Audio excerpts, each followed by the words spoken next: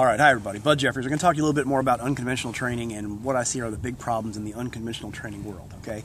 So let me tell you what I think the next big problem is. Over-reliance on a single tool, okay? Now this kind of plays back and forth to what I already talked to you about buying your own Kool-Aid, okay? Or drinking your own Kool-Aid. So here's what I mean by that, okay?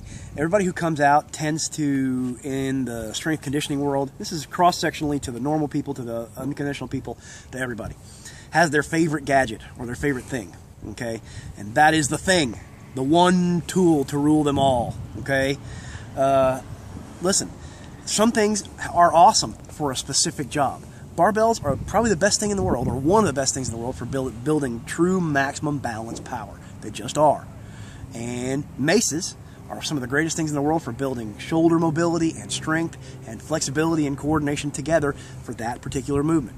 And animal movements and tumbling is some of the best for building coordination and ability to absorb the ground as you go, to not fall and die if you hit the ground hard, to actually do flowing movements of the body with coordination. But if I wanted to train flexibility of the shoulders, I wouldn't do barbells. If I wanted to train max strength, I wouldn't do animal movements. If I wanted to train flowing movements, I wouldn't necessarily do barbells or maces. I would train the specific thing that works for you. No one deal in any of this is going to give you the end-all, be-all of everything, okay? No one person has the end-all, be-all of movement, because every time you look at it, every time you look and study the reality of the fitness world, even especially in the unconventional world, somebody's coming up with something new and cool, and that's awesome. But don't be so seduced by new and cool or by a tool that, and even no matter how they sell the tool, this is the most ancient, primitive, awesome tool and it will give you superpowers, okay?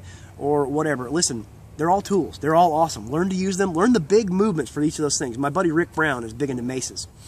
And he does a lot of different moves with maces. But he says, you know, I do a lot of moves, but he also says, I do a lot of one or two moves because that's the big payoff move for that thing. And then if I want to train other things, I use other tools, okay?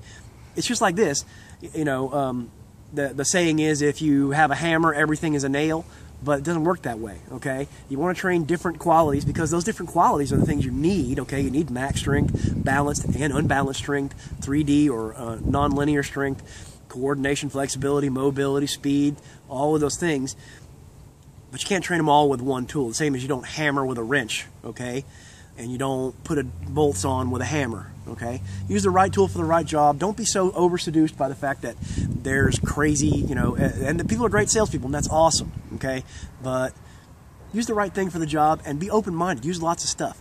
However, don't flip to the next end of that, which I'm going to tell you in just one moment, which is overdoing 50,000 different things and not getting good at any one thing. Don't be so in love with one tool that you think it does everything at the same time. Be smart.